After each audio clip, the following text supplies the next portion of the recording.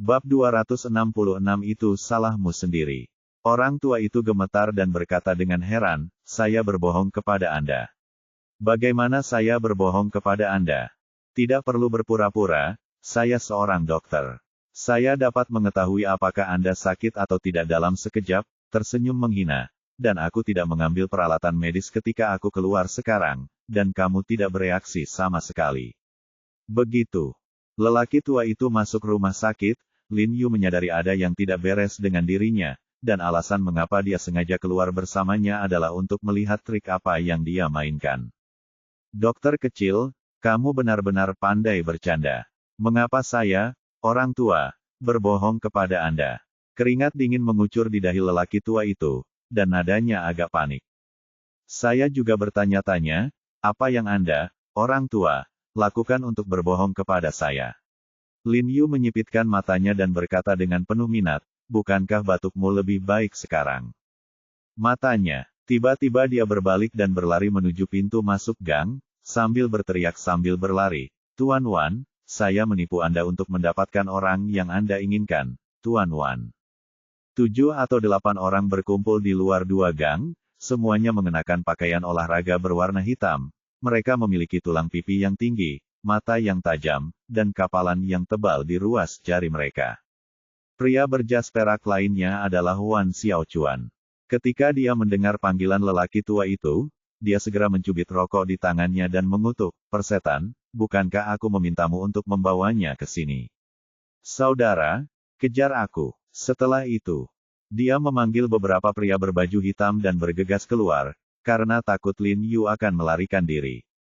Namun setelah mereka berlari ke gang di depan, mereka tiba-tiba terpana, karena Lin Yu justru berdiri di gang tersebut tanpa mengambil satu langkah pun. Aduh, Wan Xiaochuan sangat terkejut hingga dia terkejut. Menurutku siapa itu? Ternyata Tuan Muda Wan. Lin Yu berkata sambil tersenyum, kamu datang tepat pada waktunya. Awalnya aku ingin menemuimu untuk menyelesaikan masalah. Orang kuat membawa seseorang ke rumah sakit untuk menimbulkan masalah. Selain masalah Lu Xiaojin mengirim orang untuk membuat masalah di pabrik farmasi, mereka semua terkait dengan Wan Xiaochuan. Lin Yu berpikir bahwa suatu hari dia akan memberikan keluarga Wan A menunjukkan kekuatan, tapi dia tidak menyangka Tuan Muda Wan akan dengan patuh datang ke pintunya. Menetapkan skor dengan saya. Kebetulan saya juga ingin menyelesaikan skor dengan Anda. Mari kita selesaikan skor dengan Anda hari ini. Wan Xiaochuan mencibir, lalu mengedipkan mata pada 7 pria berbaju hitam di sampingnya Lin Yu dari depan ke belakang. He Jiarong, jangan salahkan aku ketika kamu sampai di dunia bawah, itu semua salahmu sendiri. Wajah Wan Xiaochuan muram dan menakutkan, dan dia tersenyum sedih, kudengar istrimu cukup cantik.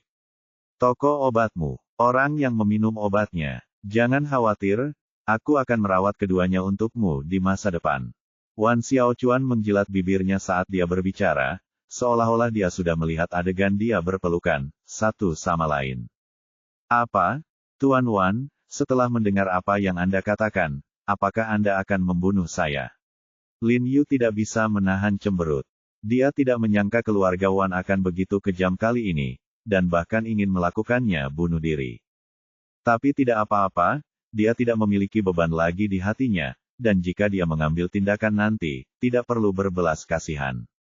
Mereka yang melawan keluarga Wan kita akan berakhir seperti ini. Wan Xiaochuan mendengus dingin, aku sudah memperingatkanmu sejak lama. Jika kamu melawanku, kamu mencari kematian. Hari ini aku akan membantumu. Itu, katanya tidak lagi. Penundaan apapun terjadi pada beberapa pria berbaju hitam. Pria berbaju hitam tidak mengatakan apa-apa, dan tiba-tiba ada belati tajam di tangan mereka. Mungkin mereka merasa Lin Yu terlalu kurus dan tidak memiliki kemampuan untuk melawan, jadi pria berwajah hitam terkemuka itu hanya berkata dalam-dalam, suara, kemarilah dengan patuh, saya akan memberikannya kepada Anda, jangan khawatir, Anda tidak akan merasakan sakit apapun saat saya menyimpannya. Dia berbicara dengan aksen Yunan Burma, dan matanya sama tajamnya sebagai serigala lapar, penuh niat membunuh, yang menunjukkan bahwa dia pernah melakukan bisnis semacam ini sebelumnya. Karena kamu sangat baik, izinkan aku mengingatkanmu bahwa kalian bertujuh harus segera keluar dari sini. Masalah ini tidak ada hubungannya denganmu. Lin Yu mengangkat dadanya dan mengangkat kepalanya, ekspresinya sangat acuh tak acuh, tapi ada rasa keagungan dalam kata-katanya. Puff, Wan Xiaochuan tidak bisa menahan tawa. Dia memandang Lin Yu seolah-olah dia bodoh dan mencibir, He Jiarong, apakah kamu takut? Siapa yang kamu coba takuti dengan mengatakan ini? Dariku, 100 pembunuh yang disewa dari luar negeri tidak cukup untuk mati hari ini. Pembunuh. Apakah semua pembunuh begitu lemah? Lin Yu melirik pria berbaju hitam dan berkata dengan cemberut emosi pribadi sekecil apapun. Orang-orang ini tampak sangat lemah di matanya. Persetan, kamu mencari kematian. Pria berwajah hitam itu langsung kesal dengan kata-kata Lin Yu, dia berteriak dengan marah, menendang kakinya, dan bergegas ke sisi Lin Yu. Dia menusuk sisi kiri Lin Yu secara diagonal dari bawah ke atas dengan lengannya. Dia telah mengayunkan pisau ini berkali-kali dengan kecepatan aneh dan kekuatan penuh. Setiap kali pisau itu mencapai titik vital, separuh nyawa targetnya hilang sebelum dia bisa bereaksi. Tanpa diduga, tepat ketika ujung pisau di tangannya hendak menyentuh tubuh Lin Yu, alat pengikis bertelinga besar tiba-tiba datang disertai suara angin. Dia hanya merasakan dengungan di telinganya, lalu tubuhnya terbang keluar dan memukulnya dengan keras. Di dinding di sampingnya, pandangannya menjadi gelap, dan kepala serta kakinya tiba-tiba jatuh ke tanah, tidak menimbulkan suara. Wan Xiaochuan dan 6 pria berbaju hitam lainnya membuka mulut karena terkejut dan terkejut saat melihat pemandangan ini. Karena gerakan Lin Yu sangat cepat, mereka bahkan tidak melihat tindakan Lin Yu dengan jelas. Mereka hanya melihat kakak laki-laki mereka menusuk dengan pisau yang cepat dan kuat. Ketika mereka melihat bahwa mereka akan mengenai sasaran, mereka tiba-tiba terbang ke atas dan jatuh ke tanah. Kamu tidak percaya padaku ketika kamu mengatakan kamu lemah. Lin Yu menatap pria berwajah hitam itu dengan ringan. Ayo bersama-sama, bunuh dia untukku. Wan Xiaochuan melihat ekspresi acuh tak acuh di wajah Lin Yu, dan tiba-tiba merasakan kepanikan yang tak terlukiskan di dalam hatinya, berharap Lin Yu akan mati di depannya sekarang. 6 pria berbaju hitam yang tersisa tidak ragu-ragu sama sekali. Mereka mengepalkan belati mereka dan bergegas menuju Lin Yu. Pisau di tangan mereka langsung menuju ke bagian vital Lin Yu. Kalian sekalian, kalian hanya tidak mendengarkan nasihat dan mencari masalah. Lin Yu tidak bergerak, menghela nafas pelan, dan kemudian tiba-tiba mengambil tindakan, satu demi satu, begitu cepat hingga ke-6 pria itu masuk. Terasa hitam seolah-olah dia ditabrak mobil, dia tidak dapat menemukan arah utara dalam sekejap, dan dia terbaring di tanah dengan bintang di matanya. Wan Xiaochuan menggigil hebat saat melihat pemandangan ini. Kakinya melunak dan dia duduk di tanah. Dia menatap Lin Yu dengan wajah pucat dan ketakutan yang tak ada habisnya di matanya. Iblis. Anak ini pasti iblis. Kali ini, dia melihat gerakan Lin Yu dengan jelas. Dia melihat tubuh Lin Yu berputar seperti angin puyuh, dan mengangkat tangannya, ke-6-nya segera jatuh ke tanah. Tuan Wan, semua orang yang Anda pekerjakan telah jatuh. Jika Anda ingin membunuh saya, Anda hanya bisa melakukannya sendiri sekarang. Lin Yu memandang Wan Xiaochuan sambil tersenyum dan berjalan ke arahnya perlahan. Kamu, jangan datang, sudah kubilang. Wan Xiaochuan menendang tanah dengan keras dengan tangan dan kakinya dan melangkah mundur, wajahnya berubah menjadi hijau karena ketakutan. Dalam kepanikan, dia tiba-tiba menyentuh sesuatu yang keras di pinggangnya. Dia terkejut dan menyentuhnya dengan keras. Kemudian dia terlihat sangat gembira dan segera berdiri. Dia mengeluarkan benda keras di pinggangnya. Jika kamu berani bergerak lagi, aku akan menembakmu. Wan Xiaochuan memegang pistol itu erat-erat dengan kedua tangannya, mengarahkannya ke Lin Yu, dan menarik pelatuknya dengan keras. Ketika Lin Yu melihat pistol di tangannya, dia sedikit mengernyit, segera berhenti, dan berpura-pura gugup dan berkata dengan suara yang dalam, jangan impulsif. Jika kamu menembak dan membunuhku, kamu tidak akan pernah lolos, itu. Jangan khawatir, bahkan jika aku membunuhmu, masih banyak orang yang akan menyalahkanku. Melihat ekspresi malu-malu di wajah Lin Yu, Wan Xiaochuan segera meredakan kekhawatirannya, dan seluruh tubuhnya segera santai, dan mencibir, He Jiarong, aku benar-benar meremehkanmu. Aku tidak menyangka kamu benar-benar pandai. Sepertinya kamu sudah berlatih sebelumnya, tapi tidak peduli seberapa cepat kamu tidak bisa lebih cepat dari peluru, kan? Tuan Wan, jangan impulsif. Jika Anda ingin mengatakan sesuatu, Anda akan menyesalinya. Berlututlah dan bersujud kepada saya 3 kali, dan saya akan mempertimbangkan untuk menyelamatkan Anda. Berkata dengan marah, matanya penuh kebencian. Selama kamu menelepon ayahmu dan kakekmu dan bersujud kepadaku 3 kali secara bergantian, aku dapat mempertimbangkan untuk menyetujuimu. Lin Yu berpikir sejenak dan menjawab dengan serius.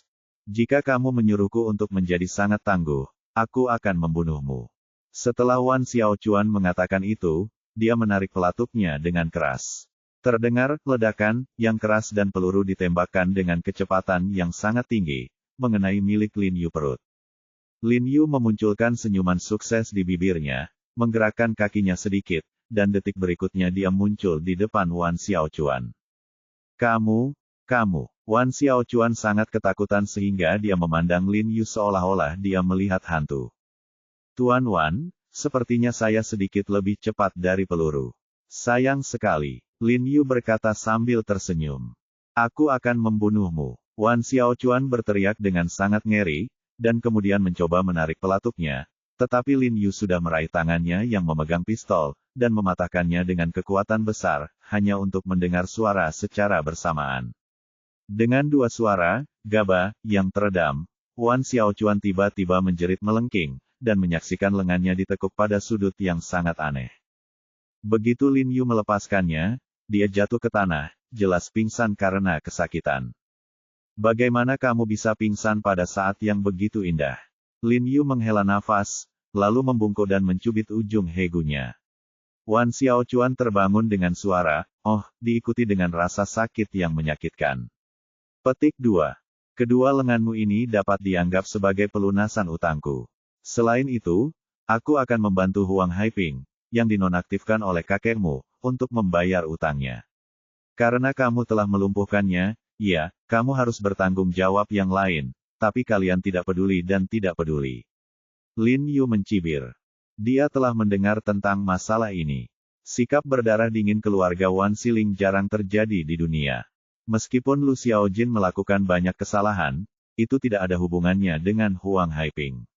Dia membenci dokter yang begitu ceroboh terhadap kehidupan manusia. Karena kakekmu menyembuhkan tulang belakang pinggang, kamu harus membayarnya kembali untuk kakekmu. Bukankah kamu menyebut dirimu anak yang berbakti? Lin Yu mencibir dan menendang tulang belakang Wan Xiaochuan tanpa ragu-ragu. Wan Xiaochuan mengerang, tubuh bagian bawahnya tiba-tiba kehilangan kesadaran, dan dia buang air besar di seluruh celananya. Lin Yu tidak bersimpati padanya. Bagaimanapun, dia telah menyelamatkan nyawanya. Jika itu dia tidak akan pernah membiarkan dia pergi dari sini hidup-hidup. Saat ini, Wan Xiling sedang memetik bahan obat di ruang tamu kediamannya, dan Wan Weiyun sedang duduk di samping dengan menyilangkan kaki dan menonton TV. Kamu seharusnya tidak membiarkan Xiao Chuan pergi. Wan Xiling menghela nafas dan berkata, anak ini belum pernah melihat darah sejak dia masih kecil. Bagaimana jika dia menderita bayangan psikologis dan tidak bisa tidur nyenyak di masa depan? Wan Weiyun berkata sambil tersenyum, anak ini sudah terlalu dimanjakan sejak dia masih kecil. Tidak akan lama, dan dia tidak perlu melakukan apapun, nada santai. Membunuh Lin Yu semudah membunuh ayam. Bab 267 Si Bisu Memakan Koktis. Sudah lama tidak bertemu, dan segala sesuatunya harus diselesaikan. Kamu dapat menelepon dan bertanya. Wan Xiling melihat waktu dan berkata kepada putranya, jangan tunda kembali untuk makan malam. Pamanmu telah menelepon untuk makan malam. Keluarganya bersatu kembali. Wan Weiyun setuju dan mengeluarkan ponselnya untuk menelepon Wan Xiaochuan, tetapi tidak ada yang menjawab, jadi dia segera menelepon untuk kedua kalinya. Kali ini saya mengangkat telepon, tetapi suara di ujung telepon adalah suara seorang wanita, buru-buru berkata, halo, apakah Anda anggota keluarga Wan Xiaochuan? Dia terluka dan saat ini dirawat di rumah sakit kami, rumah sakit. Tolong ganggu keluarga. Cepat kemari. Ada apa dengan anakku? Hati Wan Weiyun bergetar, dia berdiri dan buru-buru berkata, "Kamu di rumah sakit mana?" Kata wanita di ujung telepon. Setelah itu, dia langsung menutup telepon. "Ayah, ini tidak baik, Xiao Chuan terluka." Wan Weiyun berkata kepada Wan Siling dengan panik, segera mengenakan mantelnya, mengambil kunci mobil dan berjalan keluar. Ekspresi Wan Siling tiba-tiba berubah, dan dia buru-buru bangkit dan mengenakan pakaiannya, dan mengutuk, "Aku bilang jangan biarkan dia pergi, jangan biarkan dia pergi, tapi kamu tidak mendengarkan. Inisial He Jiarong, sebelum dia meninggal, dia masih melukai cucuku terluka. Bahkan jika bajingan kecil ini mati, dia akan masuk neraka tingkat 18. Saat dia berbicara, nadanya penuh amarah dan kebencian, seolah-olah dia mengira Lin Yu sudah mati dan cucunya baru saja ada di sini. Setelah Wan Siling dan istrinya tiba di rumah sakit rakyat, mereka mengetahui bahwa Wan Xiaochuan berada di departemen ortopedi, dan mereka tidak sabar untuk berlari. "Bagaimana kabar cucuku?" Wan Siling menemui asisten dokter di luar dan bertanya dengan mendesak, "Wan Xiaochuan, nama cucuku adalah Wan Xiaochuan. Apakah Anda anggota keluarga Wan Xiaochuan?" Ruang operasi. Asisten dokter buru-buru berkata, "Jangan khawatir, ini tidak mengancam nyawa." "Operasi macam apa?" Wajah Wan Siling tiba-tiba menjadi gelap.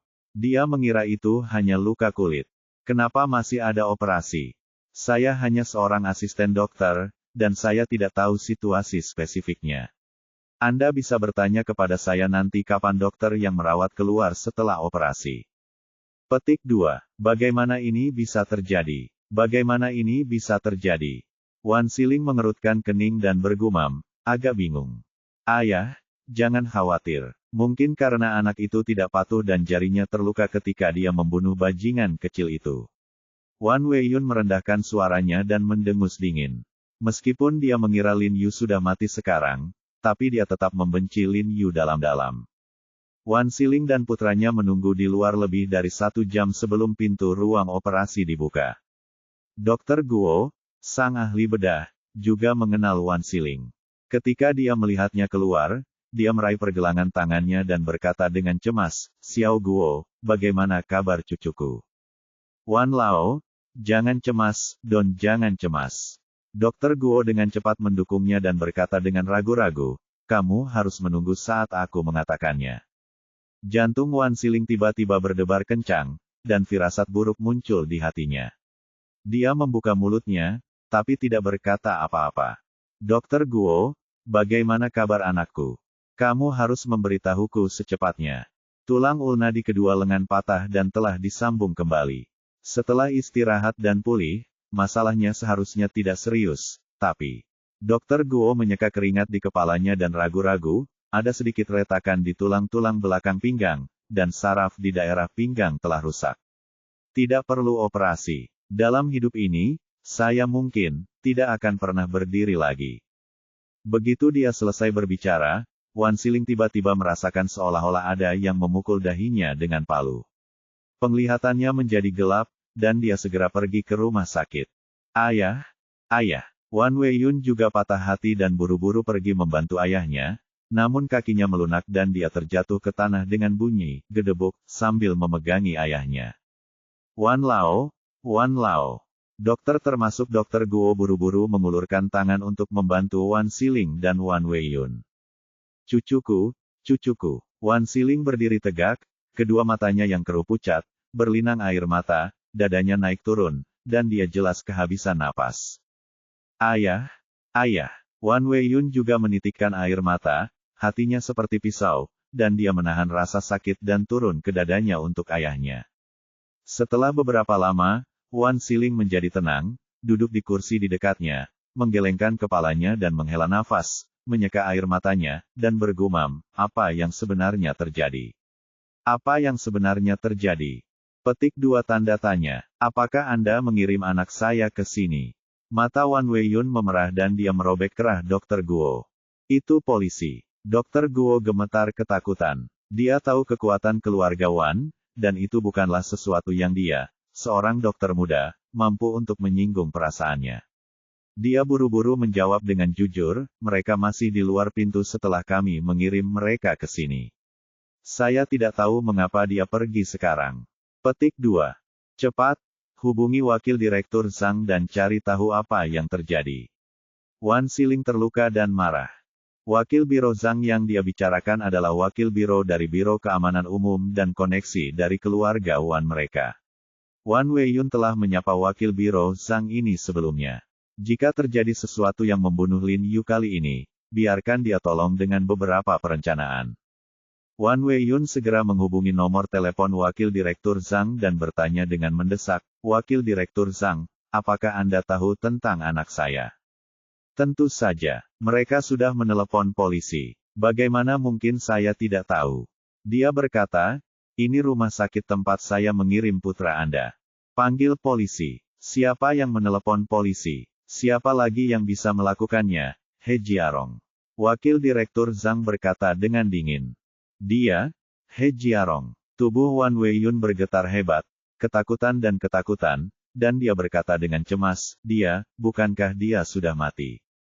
Apa yang mati? Dia baik-baik saja. Nada suaranya penuh dengan ketidaksenangan. Aku menangkapnya kembali, dan biarkan saja dia pergi. Biarkan dia pergi, kenapa aku harus melepaskannya? Wan Weiyun sangat marah, dan berkata dengan wajah merah, aku tidak dialah yang melukai putranya. Dia benar-benar tidak mengerti mengapa putranya dipukuli seperti ini oleh Lin Yu ketika dia membawa begitu banyak orang bersamanya. Mungkinkah anak laki-laki itu tahu kungfu? Apa yang dapat kamu lakukan jika itu dia? Suara wakil direktur Zhang penuh dengan kekesalan, siapa orang yang dicari putramu yang berharga? Tanda seru, penjahat buronan tingkat A nasional. Ada orang sepertimu Wan Jia di akun mereka. Tahukah Anda apa kejahatan transfer dana di rekening? Dan putra Andalah yang menembak lebih dulu. He Jiarong bertindak untuk membela diri secara normal. Saya berbicara lama dengannya sebelum dia setuju untuk merahasiakannya. Jika dia menolak untuk melepaskannya, jika kamu mengajukan banding, pada akhirnya anakmu lah yang akan menderita. Kalau begitu, lalu biarkan masalah ini berlalu. Wan Weiyun terkejut dan tergagap dengan mulut terbuka. Saya tidak peduli. Jika Anda tidak mau melepaskannya, maka saya akan menangkapnya sekarang. Ketika putra Anda dihukum dan keluarga Anda akan terlibat, jangan salahkan saya. Merasa sangat kesal. Keluarga mereka anak itu melakukan sesuatu yang bodoh dan saya menyeka pantat mereka, tetapi saya masih merasa sangat tidak berterima kasih. Tidak, Wakil Direktur Zhang, saya di sini bukan untuk Anda, jangan marah. Wan Weiyun panik saat mendengar ini dan berkata dengan tergesa-gesa. Lao Wan, dengarkan nasihatku. Cara terbaik untuk mengatasi masalah ini adalah dengan berdamai. Jika kamu tidak bisa marah lagi, tunggu saja sampai kamu menemukan kesempatan untuk menangani anak itu nanti. Zhang menghela nafas dan melembutkan nadanya. Jika Wan Jia tidak memperlakukannya dengan baik, dia tidak akan repot-repot memberitahu Wan Weiyun sebanyak itu. Setelah menutup telepon, Wan Weiyun memasang wajah muram, matanya penuh kebencian, dan dia mengertakkan gigi dan berkata, He Jiarong, aku akan memastikan kamu mati dengan parah. Mati, dia bahkan memukuli cucunya. Setelah setengah mati, tekanan darahnya melonjak, dan dia pingsan lagi karena marah, dan langsung dikirim ke bangsal VIP rumah sakit. Wan Weiyun hampir menangis dan ingin mati. Awalnya dia ingin membunuh He Jiarong, tetapi ayah dan putranya malah dirawat di rumah sakit dalam keadaan linglung. Mungkinkah He Jiarong ini memiliki 3 kepala dan 6 lengan? Weiyun, bagaimana kabar ayahmu? Saat ini, Wan Sixun, kepala keluarga Wan, bergegas bersama putra sulungnya Wan Weichen, diikuti oleh 2 pengawal. Secara penampilan, Wan Sixun sangat mirip dengan Wan Xiling, hanya saja dia tidak memiliki janggut.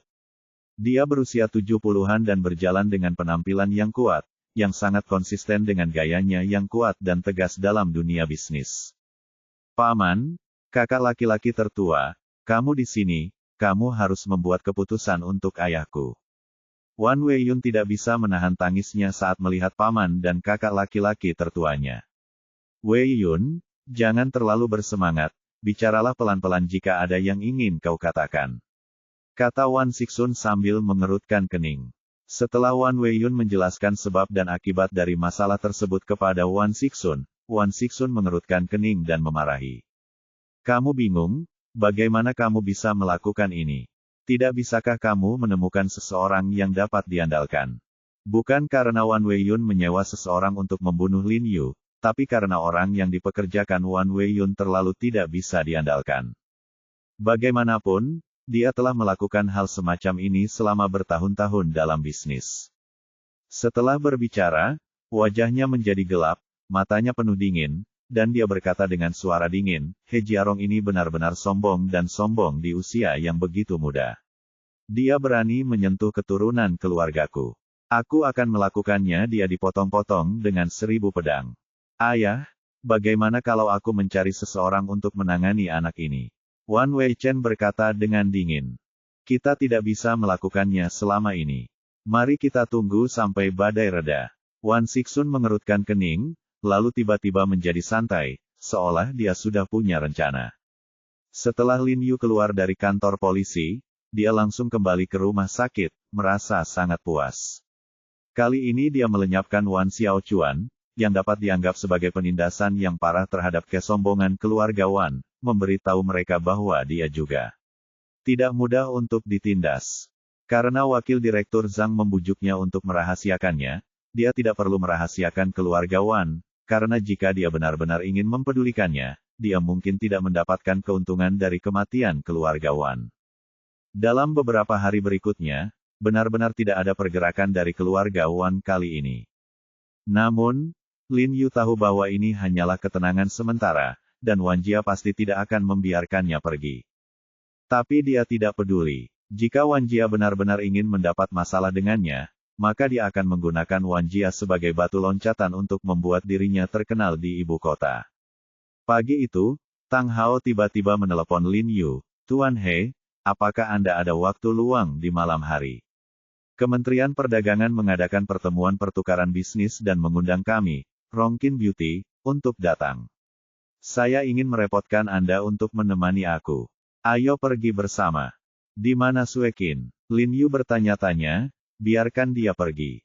Dia tidak tahu bagaimana melakukan bisnis, jadi tidak masuk akal baginya untuk pergi pada kesempatan ini. Tuan artinya, dan beberapa raksasa bisnis termasuk keluarga Li juga akan pergi, saya sarankan Anda ikut dan mengenal keluarga Li. Ketika Lin Yu mendengar bahwa dia menyebut keluarga Li, yang sama terkenalnya dengan keluarga Wan, dia langsung tertarik dan langsung setuju. Bab 268 Perusahaan Asing Didiskriminasi. Untuk menghadiri pertemuan pertukaran bisnis di malam hari, Lin Yu pulang lebih awal dan berganti pakaian. Lagi pula, kali ini dia mewakili kecantikan Rongkin, jadi dia harus berpakaian lebih elegan.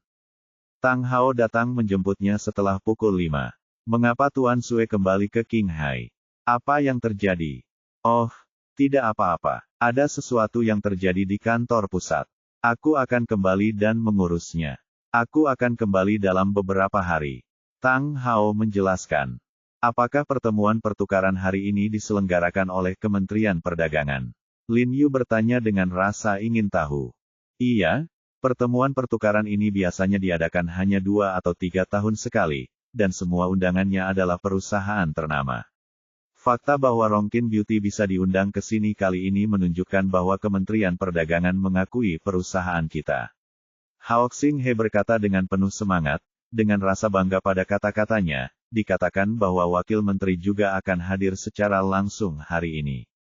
Saya tidak mengerti masalah bisnis, Saudara Tang, Anda harus mengkhawatirkannya nanti. Lin Yu tersenyum, merasa bahwa dia selain menunjukkan wajahnya sebagai bos, sepertinya tidak ada tujuan lain.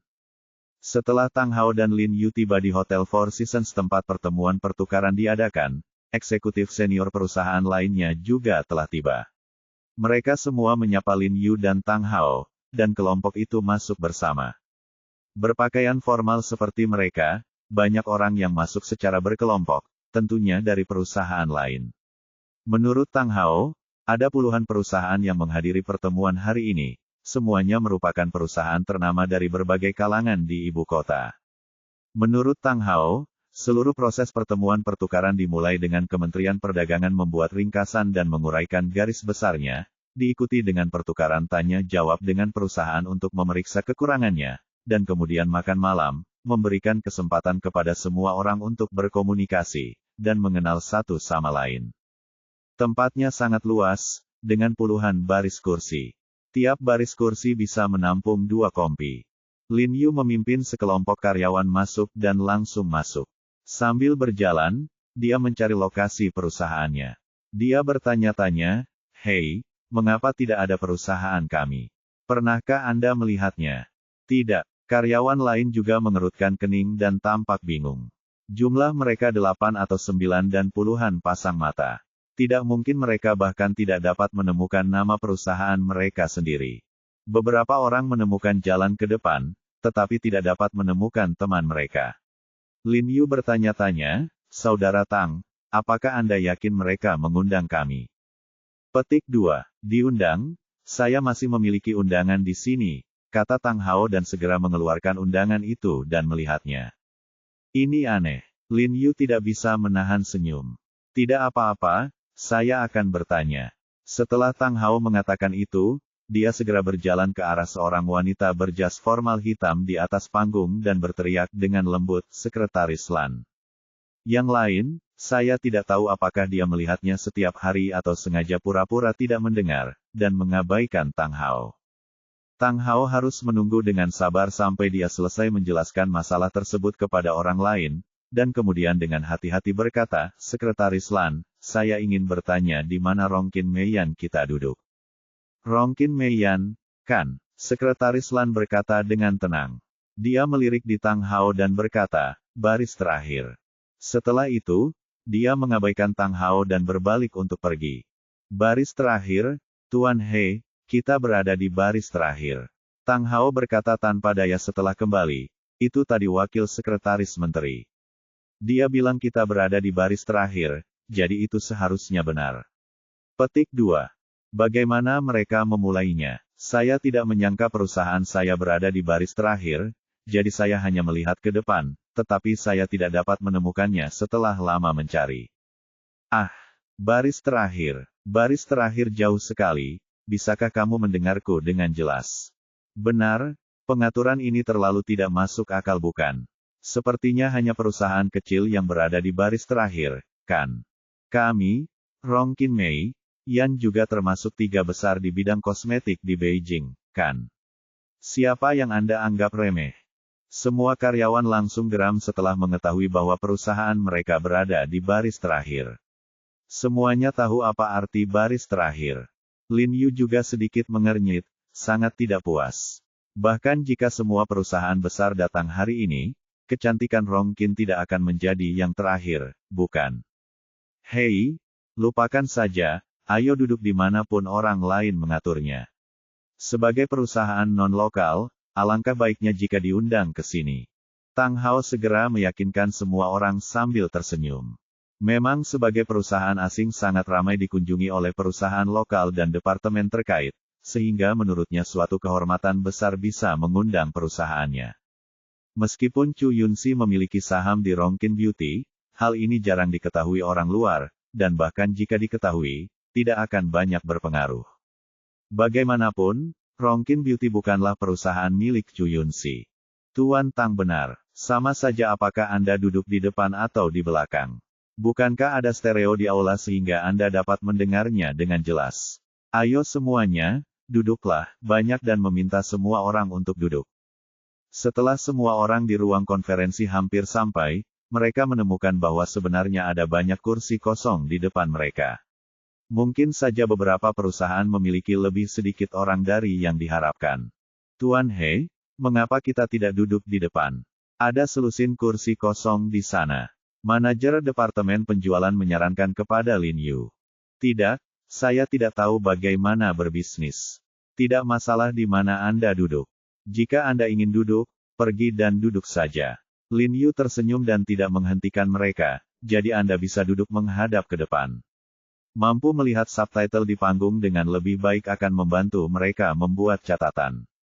"Ayo pergi, ayo pergi." Beberapa eksekutif langsung menyapa dan duduk bersama di depan. Tang Hao tetap di belakang dan duduk bersama Lin Yu. Tanpa diduga, begitu manajer penjualan dan beberapa eksekutif senior lainnya duduk, Sekretaris Lan tiba-tiba berjalan cepat dengan sepatu hak tinggi dan berkata dengan dingin kepada para eksekutif senior termasuk manajer penjualan, siapa yang meminta Anda duduk di sini? Apakah ini lokasinya? Perusahaan Anda? Kami tidak melihat siapapun yang duduk di sini, jadi kami menganggur. Manajer penjualan menjelaskan dengan tergesa-gesa, duduklah agar kami dapat mendengar lebih jelas. Bagaimana Anda tahu tidak ada orang yang duduk? Tidak ada yang duduk, Anda tidak dapat melakukan apapun. Duduklah dimanapun Anda seharusnya, cepatlah. Sekretaris Lan mengerutkan kening dan mendesak dengan suara dingin. Orang-orang sudah datang sebentar lagi, tidak bisakah kita pergi? Tidak, saya memiliki keputusan akhir tentang peraturan di sini. Wajah Sekretaris Lan sangat muram, dan dia berkata dengan dingin, Anda bisa duduk kembali di kursi Anda segera, atau berikan padaku segera keluar dari tempat tersebut. Manajer penjualan dan yang lainnya saling memandang dan tidak berani mengatakan apapun setelah mengetahui identitas Sekretaris Lan, jadi mereka harus menundukkan kepala dan duduk kembali, tempat duduk mereka. Ada apa? Kenapa kamu kembali? Lin Yu bertanya-tanya ketika dia melihat mereka akan segera kembali. Begitu beberapa orang membicarakan masalah ini, wajah Lin Yu tiba-tiba menjadi gelap, dan dia berkata dengan dingin, seorang sekretaris kecil memiliki otoritas yang begitu besar. Tampaknya Sekretaris Lan mungkin karena Rongkin Beauty adalah perusahaan luar kota jadi dia tidak memperhatikan mereka sama sekali, karena ada orang-orang di perusahaan di dua baris terbawah yang duduk di depan, jadi dia tidak peduli dengan mereka. Hanya kecantikan Rongkin. Tidak, itu keterlaluan. Itu jelas ditujukan pada kita. Itu benar, mengapa dia meremehkan kecantikan kita, Rongkin? Mengapa dia mengundang kita jika dia meremehkan kita? Para eksekutif sangat marah. Ketika mereka keluar, Sekretaris Lan jelas-jelas sengaja mempersulit mereka. Oke, tolong jangan ucapkan sepatah kata pun. Sulit bagi perusahaan asing untuk bertahan hidup, jadi bersabarlah. Tang Hao buru-buru membujuk mereka, karena takut didengar oleh Sekretaris Lan dan anggota staf lainnya, jika tidak, mereka akan melakukannya tidak dapat dihindari di masa depan. Berikan mereka sepatu kecil untuk dipakai. Sebagai salah satu karyawan Rongkin Beauty pertama yang ditempatkan di ibu kota, dia sangat menyadari kesulitan perusahaan asing untuk membangun pijakan di ibu kota, jadi dia selalu bersabar banyak masalah. Dengarkan Tuan Tang dan berhenti mengucapkan beberapa patah kata pun. Lin Yu juga bertanya kepada semua orang dengan suara yang dalam, berencana untuk menahannya untuk saat ini. Usai Wakil Menteri Perdagangan selesai berbicara, para CEO beberapa perusahaan besar bergantian berbicara dan berbagi pengalaman. Lin Yu tidak tahu apa-apa tentang ini dan terlalu malas untuk mendengarkan. Dia menundukkan kepalanya dan mulai bermain game di ponselnya. Ketika salah satu pria gemuk berjas biru tua naik untuk berbicara, Tang Hao tiba-tiba menariknya dan berkata, Tuan He, ini adalah perwakilan yang dikirim oleh keluarga Li, dari grup Li. Eksekutif, Su Haisen. Oh, Lin Yu mengangguk dan bertanya, bagaimana dengan Wan Jia? Siapa yang mengirim Wan Jia? Dikatakan bahwa putra tertua Wan Jia, Wan Wei Chen, datang sendiri. Akibatnya, sesuatu terjadi pada Wan keluarga, jadi dia tidak datang. Dia juga mengirim perwakilan, yang juga berada di barisan depan. Tang Hao meregangkan lehernya dan melihat ke depan. Lin Yu tidak bisa menahan senyum ketika mendengar ini. Sepertinya Wan Wei Chen tidak bisa datang sendiri karena dirinya sendiri. Usai pertemuan, diadakan pesta makan malam. Banyak orang yang tidak terburu-buru keluar dan berlari ke depan untuk menjalin hubungan dengan beberapa taipan bisnis. Ayo makan. Lin Yuke terlalu malas untuk menyenangkan orang lain dan langsung pergi makan bersama karyawannya. Menurutnya, baik itu seseorang atau suatu perusahaan, landasan mendasar untuk berdiri di dunia adalah kekuatan diri sendiri. Hanya dengan kekuatan yang sangat baik seseorang dapat menjadi sangat kompetitif. Dengan sendirinya koneksi dan lingkaran akan semakin dekat dengan Anda lebih. Perusahaan mereka adalah perusahaan pertama yang tiba di ruang perjamuan, jadi lusinan meja di seluruh ruang perjamuan kosong saat ini. Cantik, Meja ini sudah diatur, kenapa kamu tidak duduk dimanapun kamu mau? Lin Yu bertanya pada pelayan sambil tersenyum. Kecuali 2 meja di depan, Anda bisa duduk dimanapun Anda mau, Tuan. Ayo pergi, kali ini kita duduk di barisan depan. Lin Yu tersenyum dan memimpin orang-orang perusahaan untuk duduk di depan, di samping 2 meja di depan. Jika tebakan Anda benar, orang yang duduk di meja dalam 2 bab ini adalah Wakil Menteri Perdagangan dan staf lainnya, serta para bos bisnis yang baru saja naik ke panggung untuk berbicara. Tampaknya datang lebih awal memiliki keuntungan karena mendapatkan tempat duduk yang bagus. Manajer penjualan dan beberapa eksekutif senior lainnya juga sangat bersemangat. Mereka tidak menyangka akan melakukan kontak dekat dengan orang-orang dari Departemen Perdagangan kali ini. Setelah beberapa saat, orang-orang dari ruang konferensi di lantai bawah datang satu demi satu dan duduk di meja secara acak. Maaf, tolong menyerah. Meja ini untuk perusahaan kita. Lin Yu dan yang lainnya sedang mengobrol ketika sebuah suara yang dalam tiba-tiba datang dari sebelah mereka. Bab 269 Lelang Amal. Lin Yu berbalik dan melihat selusin orang berdiri di sampingnya. Dia mengerutkan kening dan berkata, siapa bilang meja ini milik Anda? Anda bisa duduk di sana dengan santai, kan? Kami, Tuan Su, akan duduk di depan meja untuk menemani wakil menteri sebentar lagi. Tentu saja kami harus duduk di sini untuk menemani Anda, tolong ganti mejanya, terima kasih. Petik 2. Pemimpinnya, seorang pria dengan dahi lebar, berkata dengan dingin, dengan sedikit arogansi di dalam nadanya. Tuan Su, apakah Anda dari grup Li? Tang Hao berkata dengan heran. Tidak buruk. Pria berdahi lebar itu mengangguk, dengan rasa superioritas di wajahnya. Lupakan saja, Tuan He, ayo serahkan kursi kita kepada mereka. Tang Hao berbisik kepada Lin Yu, mereka benar. Karena perusahaan mereka adalah wakil menteri, mereka harus duduk di sini. Seperti ini dikatakan bahwa mereka takut menyinggung grup Li. Dengan kekuatan perusahaan mereka saat ini, mereka tidak dapat diandalkan untuk menantang grup Li, jadi tentu saja mereka dapat mentolerirnya selama mereka bisa tabel bukanlah masalah besar. Lin Yu mengerutkan kening dan tidak berkata apa-apa, merasa sangat tidak senang. Tuan He, tolong. Tang Hao memohon, situasi keseluruhan lebih penting.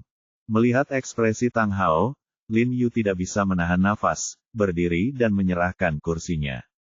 Menurut emosinya, meja ini tidak boleh menyerah, tetapi dia juga tahu bahwa pusat perbelanjaan itu seperti medan perang, dan ada alasan mengapa Tang Hao sangat berhati-hati untuk menghindarinya. Karena dia tidak memahami dunia bisnis, dia harus mendengarkan Tang Hao. Saya kira saya hanya akan menghadiri pertemuan pertukaran semacam ini satu kali, jadi tidak perlu mempermasalahkan kecantikan Rongkin.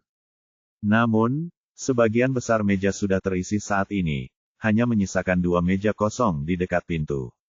Mereka tidak punya pilihan selain berjalan kembali dan duduk di baris terakhir lagi. Saat Tang Hao sedang berjalan, dia tidak menyadari ada kaki yang terentang. Dia tersandung dan jatuh berlutut dengan suara, pop. Oh, Tuan Tang, mengapa Anda memberi saya hadiah sebesar itu? Saya tidak tahan. Seorang pria berjas kotak-kotak putih di sebelahnya bersandar di kursi, menyilangkan kaki dan memandang Tang Hao dengan asenyum. Matanya penuh dengan ejekan, apakah kamu, Rongkin, wanita cantik, suka berlutut di setiap kesempatan? Orang-orang di meja mereka juga tertawa terbahak-bahak, dan tawa itu penuh dengan ejekan. Tanpa diduga, begitu pria berjas kotak-kotak putih selesai berbicara, Lin Yu tiba-tiba mengambil segelas anggur merah dari meja dan menuangkannya ke wajah pria berjas kotak-kotak putih. Cek. Pria berjas kotak-kotak putih itu berteriak dan langsung melompat. Kepala, wajah, dan tubuhnya berlumuran anggur merah, menetes ke bawah. Dia segera menyeka anggur merah dari wajahnya, menunjuk ke arah Lin Yu dan berkata dengan marah, sialan, apakah kamu mencari kematian? Beberapa rekan pria di mejanya juga berdiri sambil mengaum, menatap dengan marah. Kamu tidak bisa mengendalikan kakimu, dan aku tidak bisa mengendalikan tanganku. Bahkan, Lin Yu tersenyum tipis, mengambil Tang Hao dan berjalan ke belakang. Dia baru saja bisa melihat dengan jelas bahwa Tang Hao lah yang tersandung dan jatuh. Brengsek, apakah kamu ingin pergi setelah memukuli seseorang? Pria berjas kotak-kotak putih itu mengambil botol anggur, memberi isyarat untuk bergerak. Apa yang kamu lakukan? Pada saat itu, seorang anggota staf Kementerian Perdagangan berteriak di sini, jika kamu ingin berperang, keluarlah dan berperang. Saya ingin tahu apakah wakil menteri akan segera datang. Nak, aku memanfaatkanmu. Ayo, tunggu aku. Pria berjas kotak-kotak putih itu menunjuk ke arah Lin Yu dengan getir, lalu berbalik dan pergi ke kamar mandi. Tuan He, kamu sangat tampan. Gelas anggur yang kamu tumpahkan tadi sangat jantan. Seperti yang diharapkan dari bos cantik kita Rongkin, dia sangat mendominasi. Rekan-rekannya memandang Lin Yu dengan kekaguman dan kekaguman. Diam, Tang Hao memarahi semua orang, tetapi dia berkata tanpa daya, Tuan He, kamu terlalu impulsif sekarang. Kamu tidak boleh menyinggung perasaan mereka. Ada apa? Apakah mereka memiliki lebih banyak hidung atau lebih banyak mata daripada kita? Hah, Lin Yu berkata dengan acuh tak acuh. Dia awalnya sangat marah ketika keluarga Li mengambil meja darinya, tetapi pada akhirnya, dia berani memprovokasi mereka dengan setelan kotak-kotak putihnya, dan dia sendiri hampir ditodong senjata. Tidak, Anda tidak tahu detail kelompok orang ini. Mereka juga membuat kosmetik. Nama mereka Tian Ziyun. Mereka adalah pesaing langsung kami. Namun, latar belakang mereka tidak bersih. Mereka memperoleh kekayaan dengan menjadi gangster. Tang Hao berkata dengan cemas, awalnya, mereka tidak berurusan dengan kita. Jika mereka melakukan ini hari ini, mereka pasti akan menemukan kesempatan untuk membalas kita. Saudara Tang, berhati-hatilah dalam berbisnis adalah hal yang benar. Tetapi kamu tidak boleh terlalu jujur, jika tidak, orang lain akan melihatmu sebagai kesemek yang lembut. Semua orang ingin datang dan mengambil sejumput. Lin Yu tersenyum dan menuangkan segelas anggur merah untuk dirinya sendiri. Saudara Tang, terima kasih Anda atas kontribusi Anda pada Rongkin Beauty.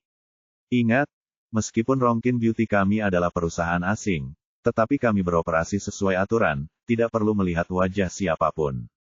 Ayo, izinkan saya bersulang untuk Anda semua. Beberapa rekan kerja langsung bersorak, menuangkan anggur, mendentingkan gelas dengan Lin Yu, dan meminumnya. Jika dia tidak datang ke sini bersama Tang Hao kali ini, Lin Yu tidak akan tahu bahwa kecantikan Rongkin memiliki begitu banyak rahasia yang tak terkatakan. Ternyata di balik glamornya, ada juga keluhan yang tak ada habisnya. Setelah Tang Hao menghabiskan minumannya, dia merendahkan suaranya dan berkata kepada Lin Yu, Tuan He, tahukah Anda mengapa Sekretaris Lan begitu tidak menyukai perusahaan kita? Karena kita adalah perusahaan asing. Ini bukan hal yang utama. Faktanya, dia adalah sepupu dari bos Tian Ziyun. Tang Hao melihat sekeliling dan berkata dengan hati-hati, jadi dia sengaja membantu Tian Ziyun melampiaskan amarahnya. Balas dendam yang baru saja saya sebutkan adalah karena aku takut dia akan membalas dendam pada kita. Petik 2. Oh, apakah ada hal lain? Lin Yu mengangkat alisnya dan berpikir dalam-dalam. Tang Hao menghela nafas dan tidak berkata apa-apa lagi. Setelah wakil menteri dan beberapa taipan bisnis lainnya duduk, makan malam resmi dimulai. Kementerian Perdagangan juga secara khusus mengundang grup pertunjukan untuk tampil. Saat pertunjukan selesai, semua orang hampir makan. Sekretaris Lan tiba-tiba berjalan ke atas panggung, mengambil mikrofon dan berkata sambil tersenyum, terima kasih telah datang ke jamuan makan malam amal hari ini. Atas nama Kementerian Perdagangan, saya ingin mengucapkan terima kasih yang tulus kepada semua orang atas dukungan Anda terhadap amal. Setelah mengatakan ini, dia membungkuk dalam-dalam kepada semua orang. Membungkuk. Makan malam amal. Lin Yu mengerutkan kening dan bertanya pada Tang Hao, apa maksudmu, mengapa ini makan malam amal? Saya tidak tahu. Tang Hao juga tampak bingung, saya hanya tahu setelah pertemuan pertukaran, saya datang ke sini untuk makan, tetapi tidak ada yang memberitahu saya apa yang akan saya lakukan. Dia bertanya-tanya, tidak, bukankah dia mengatakan dia ada di sini untuk makan? Mengapa ini menjadi makan malam amal? Jangan khawatir, dengarkan dia. Lin Yu menatap Sekretaris Lan dan mendengarkannya dengan cermat. Sumbangan amal kami hari ini terutama untuk anak-anak miskin di pegunungan. Saya yakin semua orang sudah diberitahu. Kami berharap semua orang akan mengajukan koleksinya untuk dilelang atas nama perusahaan sesuai kemampuannya. Kami akan mengenakan harga lelang 105/5 dari biaya penanganan akan digunakan sebagai sumbangan amal. Tentu saja, jika Anda bersedia menyumbang lebih banyak, kami juga menyambutnya dengan hangat. Sekretaris Lan berkata sambil tersenyum, sekarang, silakan tanyakan kepada perusahaan yang membawa barang tersebut, koleksi untuk menyerahkan koleksinya ke pekerjaan kami. Personil. Setelah dia selesai berbicara, Lin Yu mengerti. Ternyata perusahaan diminta untuk melelang koleksi antiknya dan kemudian membebankan 5% dari biaya penanganan untuk amal. Saya punya mengatakan bahwa kegiatan ini sangat bagus. Saudara Tang, apakah kamu membawa koleksinya? Lin Yu bertanya dengan suara rendah. Tidak, tidak. Tang Hao mengerutkan kening dan berkata, saya tidak menerima pemberitahuan ini sama sekali. Tidak masalah. Lagi pula itu tidak wajib. Jika tidak berhasil, lain kali saja. Lin Yu tersenyum dan menepuk. Dia menepuk pundaknya dan menyuruhnya untuk tidak gugup, mengira dia sudah lupa. Halo Pak, apakah perusahaan Anda punya koleksinya? Seorang pria berseragam gelap berkata dengan hormat sambil memegang atasan dan memegang kain merah di tangannya. Maaf, kami tidak memilikinya. Tang Hao menggaruk kepalanya dan berkata dengan sedikit malu. Oke, tidak apa-apa. Pria itu tersenyum, lalu berbalik dan berjalan ke meja berikutnya. Lin Yu mengangkat kepalanya dan melihat sekeliling, dan menemukan bahwa banyak perusahaan telah membawa koleksi, termasuk vas porselen biru dan putih, koin perunggu, dan cincin giok. Dia hanya bisa menghela nafas. Sayang sekali jika Tang Hao mengatakannya lebih awal, dia akan pergi ke jalan antik untuk mencari beberapa barang bagus dan membawanya. Sekelompok staf bekerja sebentar untuk mengumpulkan semua barang antik. Setelah statistik dikumpulkan, Sekretaris Lan naik ke podium dengan lembar statistik dan berkata sambil tersenyum, antusiasme semua orang di luar dugaan saya. Total ada 4 orang yang datang, hari ini. 15 perusahaan, kecuali 1 perusahaan, tidak membawa koleksi, dan 44 perusahaan lainnya semuanya membawa koleksi. Petik 2. Perusahaan mana yang tidak membawanya? Bukankah ini terlalu tidak berperasaan? Agak tidak tahu malu. Semua perusahaan yang duduk di sini adalah perusahaan terkemuka. Apakah ini satu-satunya perbedaan? Mereka tidak mengenakan biaya banyak, hanya 100%. Biaya penanganan sebesar 5% lebih rendah dari yang dibebankan oleh perusahaan lelang. Itu sangat memalukan. Sekretaris Lan, perusahaan mana itu? Semua orang yang duduk di sana segera mulai mengungkapkan kemarahan mereka. Untuk menunjukkan kasih sayang dan cinta mereka sepertinya sudah lupa dengan arti sebenarnya dari sedekah. Padahal, meski bilang begitu, kebanyakan hanya pura-pura menyenangkan Kementerian Perdagangan. Dikatakan sukarela, lagi pula diselenggarakan oleh Kementerian Perdagangan. Di luar dugaan, ada perusahaan bodoh yang tidak berani berpartisipasi. Hei, Tuan He, sepertinya perusahaan kita sendiri tidak terlibat, kata Tang Hao dengan ekspresi gagah, wajahnya memerah karena malu. Lin Yu memasang ekspresi cemberut dan tidak berkata apa-apa. Dia melirik Sekretaris Lan di atas panggung dan merasa ada sesuatu yang mencurigakan. Sepertinya Tang Hao benar-benar tidak mengetahuinya tujuannya agar mereka bisa membodohi diri mereka sendiri dengan kecantikan Rongqin. Lupakan saja, saya tidak akan memberitahu Anda. Perusahaan mana itu? Sekretaris Lan tersenyum keras dan berpura-pura, hal semacam ini bersifat sukarela. Pria, berjas kotak-kotak putih yang sedang menuangkan anggur tiba-tiba berdiri dan berkata dengan keras, ini memalukan bagi perusahaan ibu kota kita, bukan begitu? Ya, katakan, mari kita boikot bersama-sama. Ya, katakan. Sekretaris Lan melihat semua orang bersemangat, menyisir rambut di sekitar telinganya, melihat kecantikan Rongqin, berpura-pura dia berkata tanpa daya, kalau begitu, yang bisa saya katakan hanyalah bahwa Rongqin cantik. Berdarah dingin, berlebihan, benar-benar bisa diterima. Mengapa kamu berani duduk di sini? Berhenti. Perang salib melawan meja Lin Yu dimulai. Siapa bilang kami tidak membawa koleksinya? Lin Yu berdiri sambil tersenyum, menegakkan kepalanya dan berkata, kami tidak hanya membawanya, tapi kami juga membawa koleksi yang bisa mematikan semua koleksi perusahaan di sini dalam sekejap, instan. Bab 270 berpura-pura. Begitu Lin Yu selesai berbicara, para penonton tertawa terbahak-bahak. Kamu sangat membual bahkan jika kamu belum pernah melihatnya. Itu benar, menurutku kecantikan Rongkinmu hanya sebuah bualan, kan? Berhenti bicara omong kosong, keluarkan barang itu jika kamu memiliki keterampilan.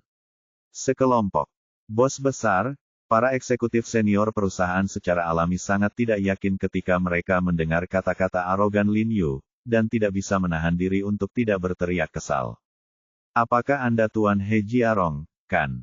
Di depan begitu banyak orang, Sekretaris Lan kehilangan sikap arogannya terhadap Lin Yu dan yang lainnya pada awalnya, karena kamu bilang kamu membawa koleksinya, tolong berikan kepada kami.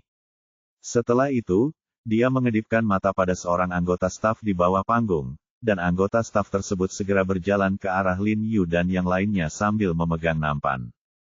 Sekretaris Lan, karena saya bilang itu adalah koleksi yang bisa langsung mematikan semua koleksi, itu adalah harta karun terakhir. Tentu saja, itu tidak bisa dipajang sesuka hati. Dengan cara ini, Anda melelang koleksi lain terlebih dahulu, dan pada akhirnya, saya akan melakukannya ambil barang-barang yang kubawa.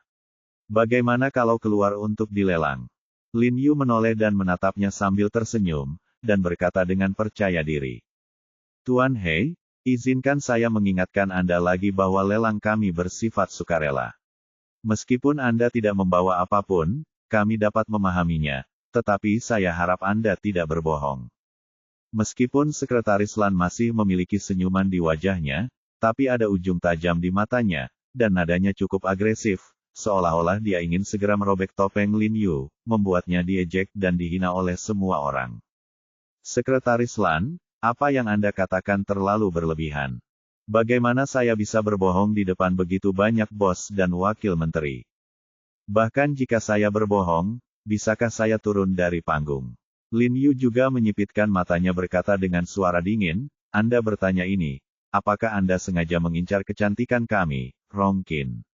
Atau apakah Anda hanya tidak sabar melihat kami mempermalukan diri sendiri? Saya mendengar bahwa Anda terkait dengan pesaing kami Tian Ziyun, hubungan, apakah Anda menggunakan kekuatan publik Anda untuk menekan kami demi mereka? Suara Lin Yu tidak keras, tetapi setiap kata-katanya keras dan mengenai kelemahan Sekretaris Lan. Anda harus tahu bahwa untuk departemen tingkat tinggi seperti ini, sebutan, penggunaan kekuasaan publik secara pribadi, bukanlah lelucon. Wajah Sekretaris Lan menjadi pucat ketika ditanyai oleh kata-kata Lin Yu. Dia menatap ke arah wakil menteri. Melihat ekspresi tegas di wajah wakil menteri, dia tiba-tiba panik dan buru-buru berkata kepada Lin Yu, Tuan He, Anda harus mengandalkan bukti. Saat berbicara, sebagai Sekretaris Wakil Menteri Yao, saya selalu menjalankan tugas saya, dan saya ingatkan dengan niat baik. Anda mengatakan bahwa koleksi yang Anda bawa bisa langsung mematikan semua koleksi lainnya, tapi tahukah Anda koleksi apa yang paling berharga saat ini? Petik 2. Aku tidak tahu, aku tidak perlu tahu, karena tidak ada koleksi yang lebih berharga dari milikku. Lin Yu mengangkat kepalanya tinggi-tinggi, dan meskipun dia berbicara dengan mendominasi, wajahnya tenang dan tanpa kesombongan sedikitpun. Arogan, sombong sekali. Semua orang yang duduk di sini memandangnya dengan marah. Anak ini begitu sombong. Dia tidak peduli bahwa koleksi apapun tidak seberharga miliknya. Baiklah, Tuan He, saya harap Anda benar-benar dapat membuka mata saat itu. Sekretaris Lan meliriknya, dengan sedikit cibiran yang bermaksud baik di sudut mulutnya. Dia baru saja melihat daftar hadiahnya. Barang termahal jelas bukan sesuatu yang bisa dibandingkan dengan Lin Yu hanya dengan beberapa kata. Oke, sekarang pelelangan dimulai. Setelah Sekretaris Lan selesai berbicara, seorang wanita dengan rok panjang berjalan ke atas panggung dan berkata sambil tersenyum, barang berikutnya yang akan dilelang adalah koleksi nomor 1, sebuah dinasti King dari Longchang Otomobil Perdagangkan. Satu set 4 koin induk berukir dari 3 kaisar. Harga awal adalah 2,2 juta. Harganya naik 200.000. Penawar akan menang. 2 juta 2 juta. 2.600.000. Tang Hao melihat ke atas panggung dan melihat bahwa harga awal dari koleksi pertama lebih dari 2 juta sedikit khawatir. Dia berbisik kepada Lin Yu, Tuan He, apakah koleksi yang baru saja Anda sebutkan itu asli atau palsu? Tentu saja asli. Bisakah Anda berbicara omong kosong tentang ini? Setelah mendengar ini, Tang Hao tiba-tiba menjadi energi dan berkata, benarkah? Bisakah Anda mengeluarkannya dan menunjukkannya kepada kami? Ya, Tuan He, harta karun apa itu? Keluarkan dan tunjukkan kepada kami. Mari kita buka dulu. Buka matamu. Eksekutif senior perusahaan lainnya juga memandang Lin Yu dengan penuh harap. Ini, sangat sulit untuk ditunjukkan kepadamu. Kamu akan mengetahuinya nanti. Lin Yu tersenyum pada mereka dan memberi isyarat kepada mereka untuk tidak khawatir. Sekelompok orang segera saling memandang dengan curiga, bertanya-tanya apa yang dijual Lin Yu. Dia, Tuan He, Anda tidak membawa apapun, dan Anda hanya mengarang kebohongan di sini, bukan? Tang Hao mendengar alasan Lin Yu dan memandangnya dari atas ke bawah mengenakan jas dari atas ke bawah. Seolah-olah saya bisa meletakkan harta karun, saya tiba-tiba menjadi gugup, bertanya-tanya apakah Tuan He ingin melarikan diri sebentar. Dia segera mendekat ke telinga Lin Yu dan merendahkan suaranya, Tuan He, jika Anda ingin lari, ayo lari lebih awal, kalau tidak kita akan segera malu. Mengapa kamu lari? Saudara Tang, duduk saja di sini dengan tenang. Makan enak dan minum enak, kapan aku pernah berbohong padamu? Lihat saja, kata Lin Yu sambil tersenyum. Tang Hao tersenyum pahit. Dia benar-benar tidak bisa menebak gerakan apa yang sedang dimainkan Tuan He, jadi dia berhenti menebak-nebak dan mulai makan dengan kepala tertunduk. Jangan hanya fokus makan. Koleksi ini sepertinya cukup bagus. Jika kamu menyukai sesuatu, kalian semua bisa menawarnya. Lin Yu berkata sambil tersenyum. Tang Hao dan yang lainnya tidak bisa menahan diri untuk tidak menggelengkan kepala. Barang-barang ini sangat mahal, mereka tidak mampu membelinya. Selamat kepada Tianziyun Cosmetics karena telah menjual sepasang mangkuk topi bambu seladon Kilen Yue ini dengan harga tinggi 10 juta. Nyonya rumah berteriak dengan penuh semangat, kami akan mengenakan biaya penanganan 5% untuk amal. Tunggu sebentar, sebelum Nyonya rumah selesai berbicara, pria berjas kotak-kotak putih yang baru saja dituangkan anggur oleh Lin Yu berdiri lagi.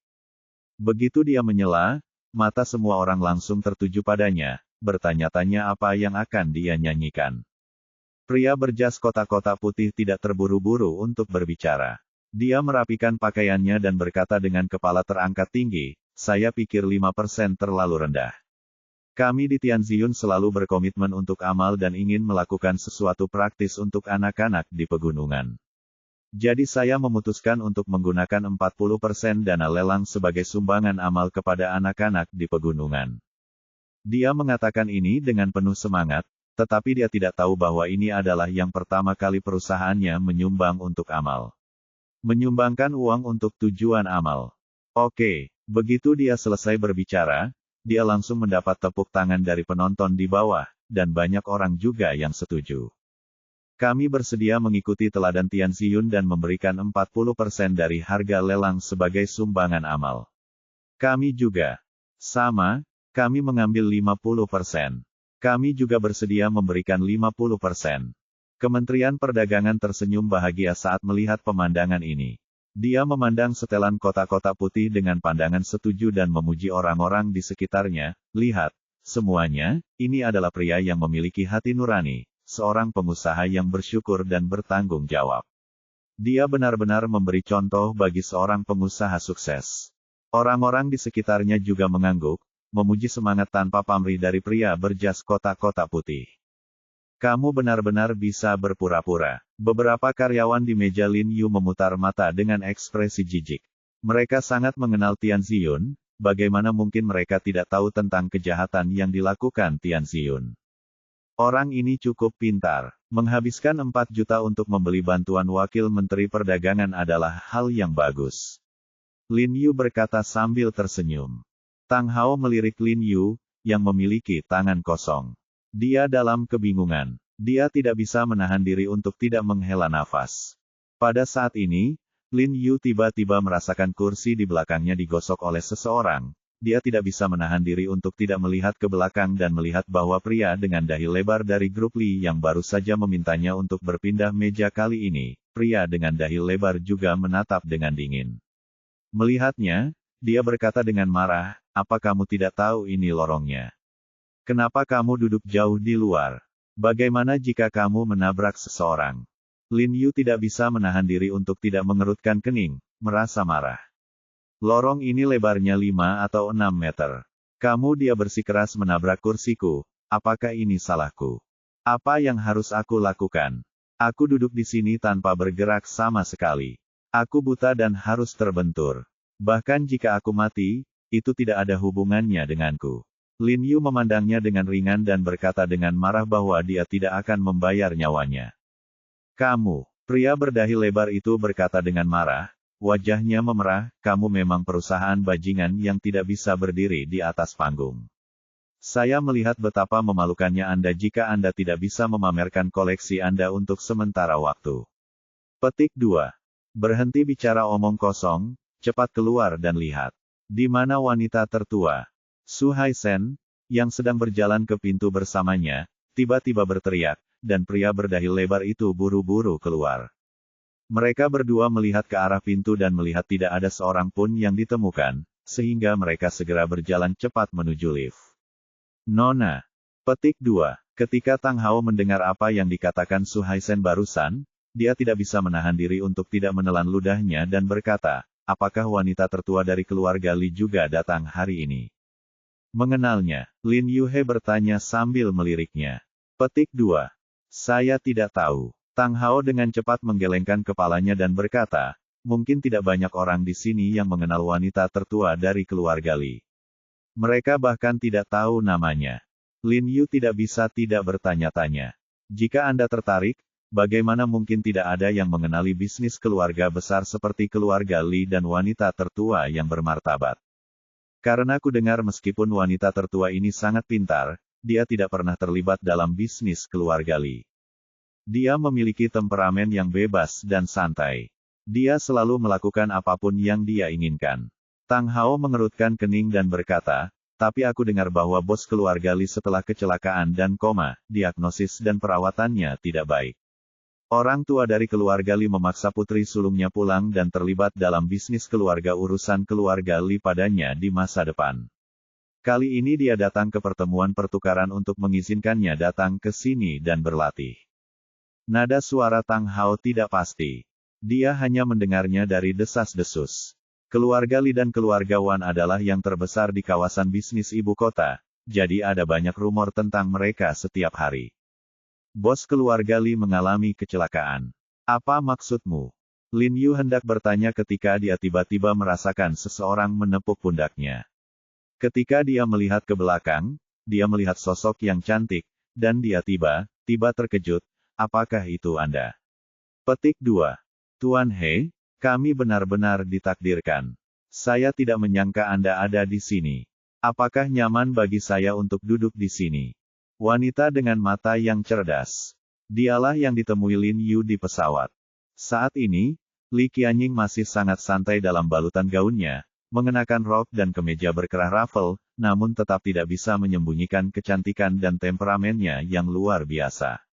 Nona Li. Tang Hao juga mengenali Li Qianying. Memikirkan apa yang terjadi di bar hari itu, dia tidak bisa menahan tawa dan buru-buru mengambilkannya bangku. Lin Yuhe juga mengira itu adalah suatu kebetulan dia bertemu Li Qianying di sini, dan tidak bisa menahan senyum. "Nona Li, mengapa kamu ada di sini? Apa yang dapat kamu lakukan?"